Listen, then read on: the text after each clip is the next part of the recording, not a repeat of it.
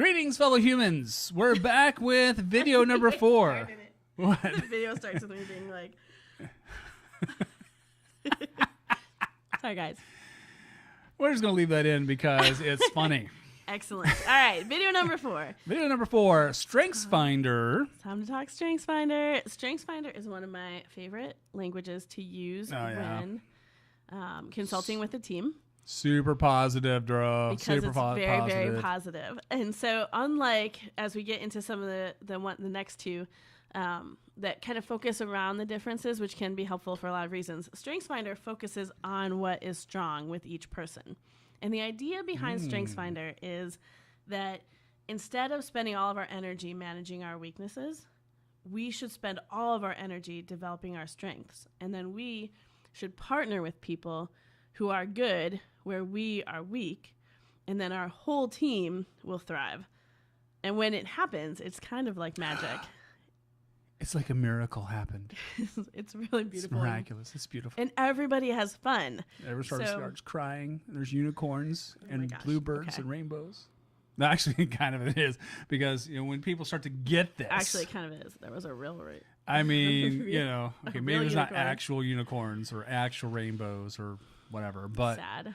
There really should be. Somebody should be in charge of this. At least like a graphic that just goes, whoosh, unicorn.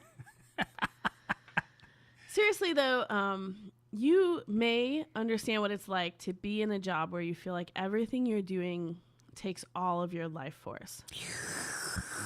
That is probably a sign. It's a very long life force. It's a slow one. My moment of Muppetdom there. It's probably a sign that you are working out of your weakness. Now, StrengthsFinder defines a weakness as something that makes you feel weak, and a strength is something that makes you feel strong. So you could actually be really good at something that you don't enjoy, that you don't feel like you can ever be an expert at or ever be the best at.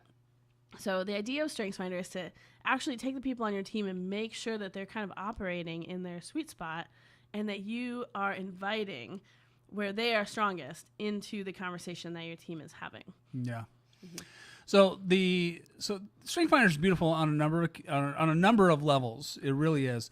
It does cost you a few bucks, So you can either buy the StrengthsFinder's book and take the test from the little code that's in there. You can actually just go to the website and take the test there.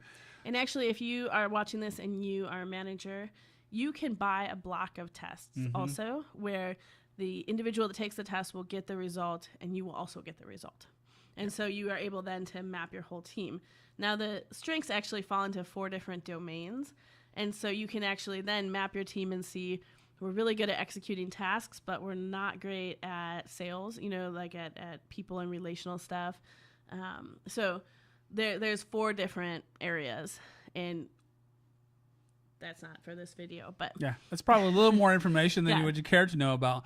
But when you start to understand the individual strengths as they start to come together, you get a really nice big picture view of the tendencies in your team. And Kimberly's been mapping teams for a while now and doing this exact work. And it's really kind of awesome to see as she's posting up, where everyone's strengths kind of lie, where a particular team kind of drifts towards. Right. And it's usually pretty stark, and you're like, oh, wow, that explains so many things. Yeah. It's funny, as we do an activity in retreats sometimes where we slowly fill in the team map. People do like their highest strength and their second one, and you kind of fill it in, and as it emerges, people are like, oh, that is where we're struggling because there's like nothing in one quadrant. And so, we need someone who's really good at influencing or, whatever the case may be. Right. Now, StrengthsFinder can be super magical for people who are having conflict. So I'll share an example. A lot of this journey started for me when I was introduced to StrengthsFinder. I was working with someone who was just about as opposite me as you could be. I'm super relational. A lot of my strengths are in relational and the strategic quadrants. And this person was super task-oriented and not a lot of strength in the relational quadrant. And so when I first started working with him, I felt like, what is wrong with this person? Which is... You're doing everything wrong! The human... I would never do it that way, right? Of course you wouldn't. And so our team, all of us did StrengthsFinder, and we figured out that we were really like a yin and yang kind of duo in running this department that we were running.